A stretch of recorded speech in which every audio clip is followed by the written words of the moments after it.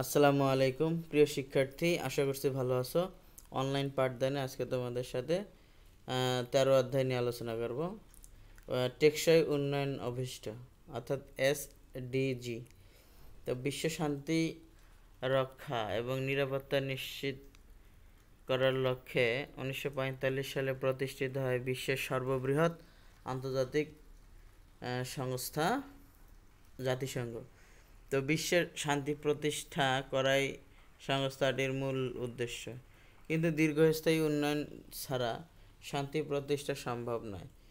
এই লক্ষ্যে জাতিসংঘের অঙ্গ সংস্থা UNDP United Nations Development Programme বিশ্বের সকল দেশের সার্বিক উন্নয়নে 2000 সাল থেকে 2015 সাল পর্যন্ত মেয়াদি সহস্রাব্দ উন্নয়ন লক্ষ্য নির্ধারণ করে, যাকে ইংরেজিতে বলা হয় মিলেনিয়াম ডেভেলপমেন্ট গোলস অর্থাৎ MDG। বাংলা করলে হবে সহস্রাব্দ উন্নয়ন লক্ষ্য। তো MDG সফল হওয়ার পর উন্নয়নকে স্থায়ী টেকসই করার জন্য জাতিসংঘের 193টি সদস্য দেশ নতুন 17টি অভিষ্টের বিষয়ে একমত হয়। অভিষ্ট মানে হচ্ছে লক্ষ্য, গোলস।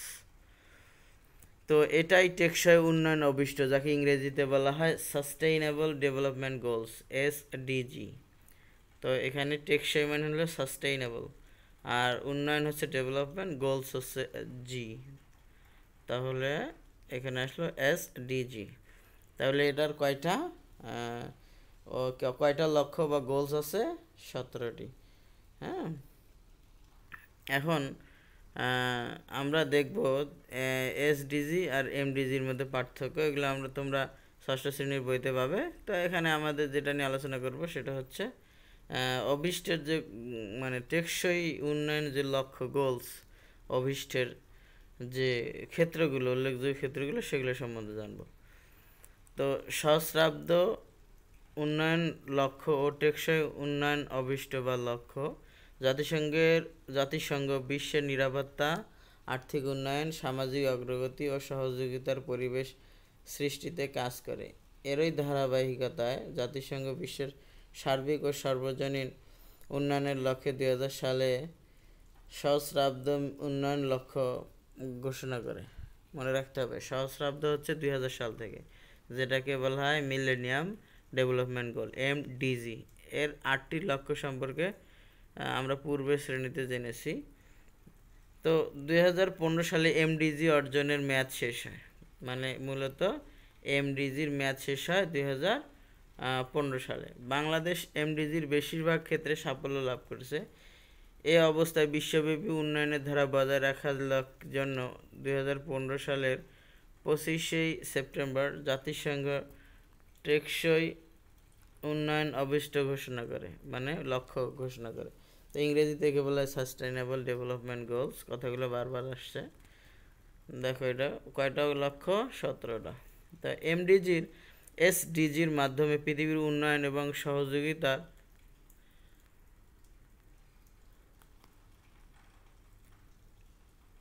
মাধ্যমে কি বলছে এখানে দেখো। তো MDGর মাধ্যমে পৃথিবীতে উন্নয়ন এবং সহযোগিতার এক নতুন দিগন্ত উন্মোচিত হয়েছে। 17টি সুনির্দিষ্ট অভিষ্ট এই সহযোগিতার জন্য নির্ধারণ করা হয়। এই 17টি অভিষ্ট অর্জনে পৃথিবীর সকল দেশ একযোগে বিভিন্ন কর্মসূচি গ্রহণ করে টেকসই উন্নয়নকে নিশ্চিত করবে। এর মাধ্যমে পৃথিবী যেমন ক্ষুধা ও দারিদ্র্যমুক্ত হবে, তেমনি উৎপাদিত কার্বনের পরিমাণ হ্রাস পেয়ে সকলের জন্য নিরাপদ স্বাস্থ্যকর জীবনধারণ নিশ্চিত হবে। তো এখানে উৎপাদিত কার্বনের পরিমাণ, অর্থাৎ আমরা যে কার্বন ডাইঅক্সাইডের পরিমাণটার কথা বলছে, যত কার্বন বাড়বে তা আমাদের জন্য পৃথিবীতে বসবাসের তত ঝুঁকি বাড়বে।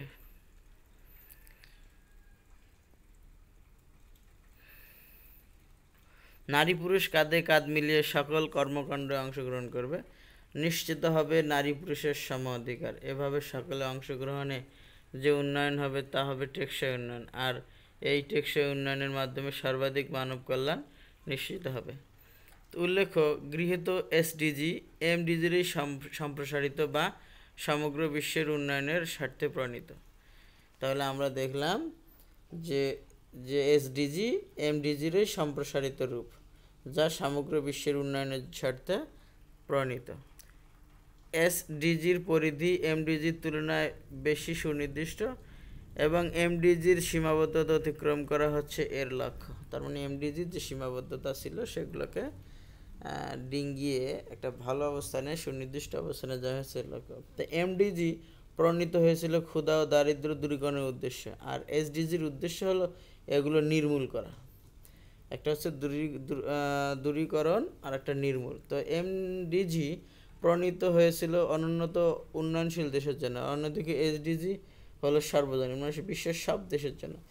বিশেষ করে এসডিজিতে স্থলজ ও জলজ সম্পদ সংরক্ষণ ও ব্যবহার, সাশ্রয়ী নবায়নযোগ্য জ্বালানি সংরক্ষণ। তোমরা জানো যে নবায়নযোগ্য জ্বালানি কি, যেগুলোকে বারবার ইউজ করলেও কখনো শেষ হবে না, যেমন সূর্যের আলো, পানির স্রোত, বাতাসের শক্তি, এই জিনিসগুলো কখনো শেষ হবে না, এই জন্য নবায়নযোগ্য শক্তি। তারপর শান্তি ও ন্যায় বিচার প্রতিষ্ঠা, সকলের সাথে নিয়ে এবং সকলের জন্য সামগ্রিক উন্নয়ন সহ বেশ কিছু অভিষ্ট গুরুত্বের সাথে বিবেচনা করা হয়েছে। এরপর দেখো পার্ট 2 এবং 3, টেকসই উন্নয়ন অভিষ্ট এর ক্ষেত্রসমূহ। জাতিসংঘ ক্ষুধা ও দারিদ্র্য মুক্ত বিশ্ব প্রতিষ্ঠার মাধ্যমে সবার সম্ভাবনা, মর্যাদা ও সমতা নিশ্চিত করতে প্রতিশ্রুতিবদ্ধ। তাই জাতিসংঘ অর্থনৈতিক, সামাজিক, পরিবেশ উন্নয়নের সমন্বয়েই এসডিজি অর্জন করতে যাচ্ছে। এবারে আমরা এসডিজির উল্লেখযোগ্য যে ক্ষেত্র সম্পর্কে জানব।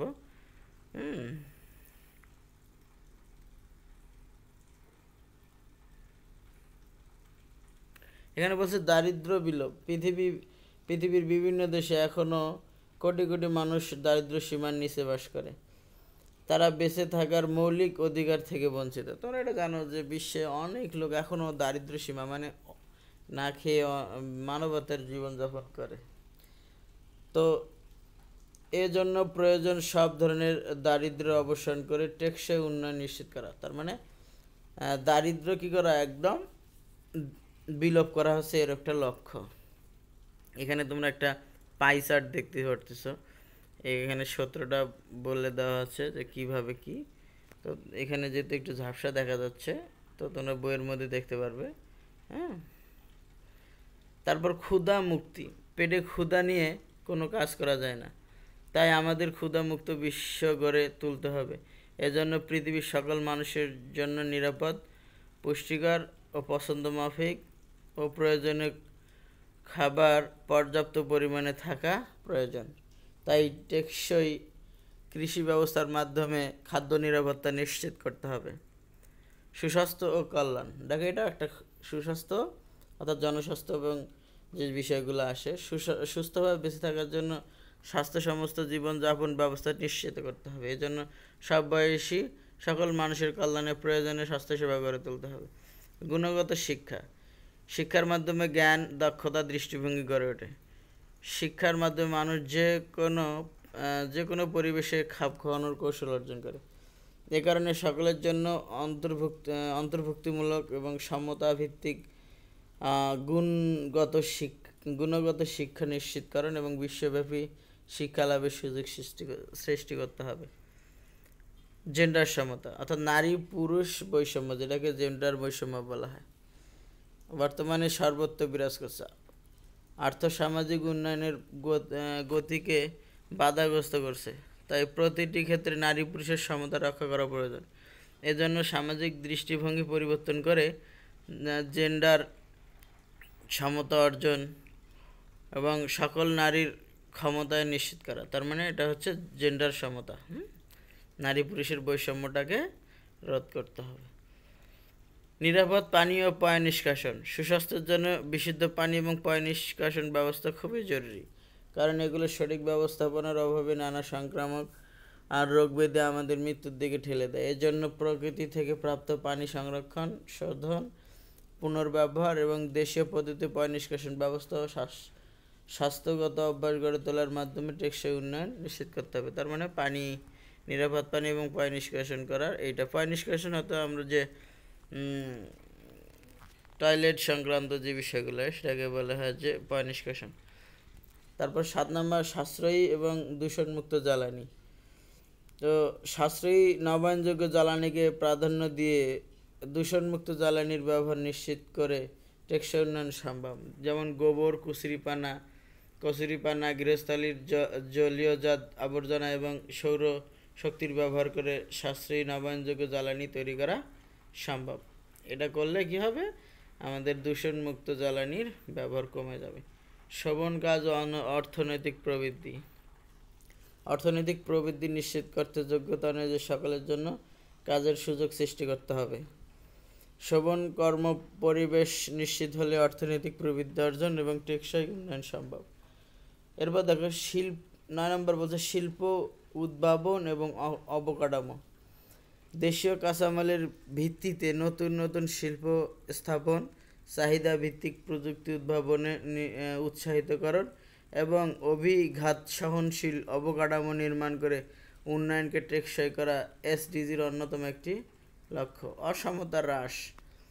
জাতি, ধর্ম, বর্ণ, লিঙ্গ, অবস্থা, বয়সভেদে সকলের বৈষম্য হ্রাস করা এবং জাতীয়, আঞ্চলিক, বৈশ্বিক বিবেচনায় সমান অধিকার, ন্যায্যতা, সমতা নিশ্চিত করে আয় বৈষম্য হ্রাস করাও এসডিজির একটা অন্যতম লক্ষ্য। টেকসই নগর ও জনপদ। তো শহরের নাগরিকদের মৌলিক সুবিধাদির ব্যবস্থাকরণ, অভিঘাত সহনশীল শহরের অবকাঠামো নির্মাণ এবং বিনোদন ব্যবস্থার মাধ্যমে টেকসই নগর গড়ে তোলা।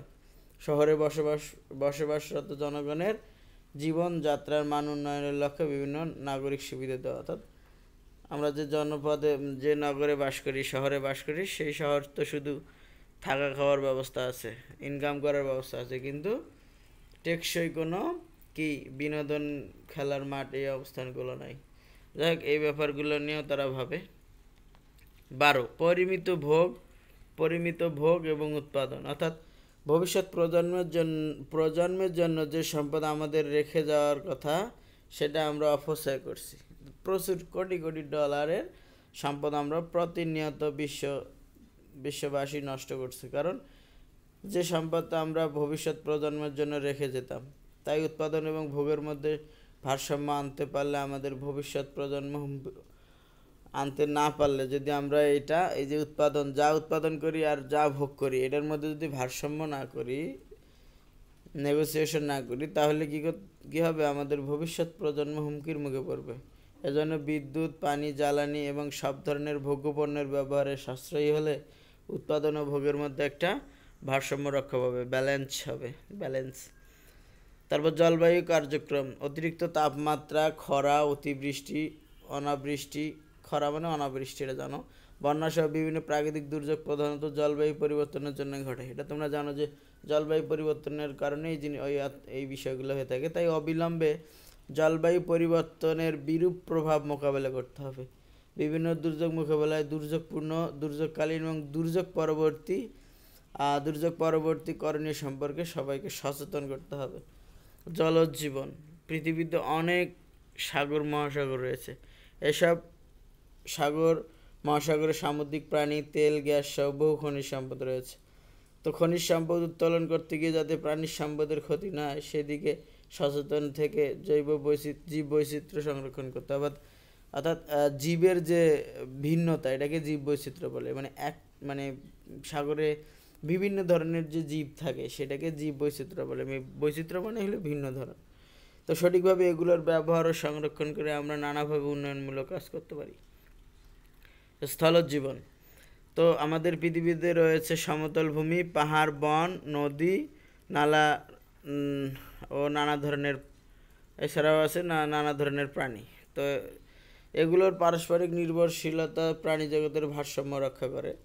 একে বলা হয় বাস্তুতন্ত্র, ইকোসিস্টেম। অর্থাৎ তোমরা দেখবা যে ভূমি, পাহাড়, নদী, নালা, তারপর নানা ধরনের প্রাণী আছে। তো এগুলো একটা আর একটার উপর নির্ভরশীল। তো এই যে পারস্পরিক নির্ভরশীলতা প্রাণী জগৎকে একটা ভারসাম্য রক্ষা করে। অর্থাৎ প্রাণী জগৎ কোনো না কোনোভাবে ভূমি, পাহাড়, বন, নদী এদের উপর নির্ভরশীল। তো এই যে নির্ভরশীলতা, এটাই মূলত বাস্তুতন্ত্র। তো তো এই জন্য প্রয়োজন স্থলজ বাস্তুতন্ত্রের পুনরুদ্ধার, সুরক্ষা, টেকসই ব্যবহার। তাছাড়া টেকসই বন ব্যবস্থাপনা, মরুকরণ প্রক্রিয়া মোকাবেলা, অর্থাৎ মরুকরণকে বাদ দেয় আর কি, গাছ কেটে মরুকরণ করা যাবে না, ভূমিক্ষয় রোধ করা, ভূমি সৃষ্টি প্রক্রিয়া পুনরুজ্জীবন এবং বৈচিত্র্য রক্ষা প্রয়োজন। তারপর 16 নম্বর বলছে শান্তি, ন্যায় বিচারক কার্যকর প্রতিষ্ঠান। তো নিরাপদ ও শান্তিতে বসবাস করার অধিকার সবারই আছে। সমাজের যে কোনো উন্নয়নের সুফল সকলেরই প্রাপ্য। এ কারণে উন্নয়নের সকলে অংশগ্রহণ, সবার জন্য ন্যায় বিচার ও শান্তি নিশ্চিত করা দরকার। এক্ষেত্রে সহিংসতা, নির্যাতন, শোষণ, বিশেষ করে নারী ও শিশু পাচার, দুর্নীতি প্রভৃতি প্রতিরোধ করতে হবে। এজন্য শান্তিপূর্ণ অন্তর্ভুক্তিমূলক সমাজ ব্যবস্থার প্রচলন, ন্যায় বিচার প্রাপ্তির পথ সুগম করা এবং কার্যকর, জবাবদিহিতাপূর্ণ ও অন্তর্ভুক্তিমূলক প্রতিষ্ঠান বিনির্মাণ অত্যাবশ্যক হয়ে যায়, মানে অবশ্যই করতে হবে এই কাজগুলো। এরপর বলছে 17 নম্বর, আমাদের শেষ যে লক্ষ্যটা, অভিষ্ট অর্জনে অংশদায়িত্ব, অর্থাৎ অবাধ তথ্যপ্রবাহ, যোগাযোগ ব্যবস্থার উন্নয়নের ফলে ক্রমান্বয়ে আমরা একে অন্যের কাছাকাছি চলে এসেছি। একেই বলা হয় বৈশ্বিক গ্রাম। অর্থাৎ এই যে আমাদের যোগাযোগ ব্যবস্থা, আইসিটি যেটাকে বলি, এই ব্যবস্থার উন্নয়নের ফলে আমরা একে অন্যের খুব কাছাকাছি চলে এসেছি, মানে ক্ষণিকের মধ্যে আমরা একে অন্যের খবর নিতে পারি। একেই বলা হয় বৈশ্বিক গ্রাম। আমরা এই গ্রামের বাসিন্দা। হ্যাঁ, এই বৈশ্বিক গ্রামের ভিত্তি হলো অর্থনীতি, সামাজিক, রাজনৈতিক, পরিবেশগত সহযোগিতা ও যোগাযোগ। তাই বিশ্বের সব ধরনের উন্নয়ন, শান্তি স্থাপন, নিরাপত্তা নিশ্চিত করার জন্য আমাদের সবাইকে পারস্পরিক সহযোগিতার ভিত্তিতে একসাথে কাজ করতে হবে। এই পারস্পরিক সহযোগিতাই হচ্ছে অংশীদারিত্ব। বাংলাদেশ পৃথিবীর অন্যান্য দেশের মতো 2030 সালের মধ্যে উল্লেখিত SDG অর্জনের জন্য কাজ করে যাচ্ছে। তা এই সুন্দর পৃথিবীর উন্নয়নের স্বার্থে আমাদের একসাথে একযোগে কাজ করে যেতে হবে। এখানে তোমাদের একটা কাজ দেওয়া আছে, তাই SDG ক্ষেত্রে সময় চিহ্নিত করে উপস্থাপন করো, যে কাজগুলো তোমরা বাসায় করবে। এছাড়া এই অধ্যায় থেকে তোমরা 30টি নৈবেত্তিক MCQ তৈরি করে তোমাদের সাবজেক্ট টিচারকে দিবে। তো আজ এই পর্যন্ত। তোমরা ভালো থাকো, সুস্থ থাকো। আল্লাহ হাফেজ।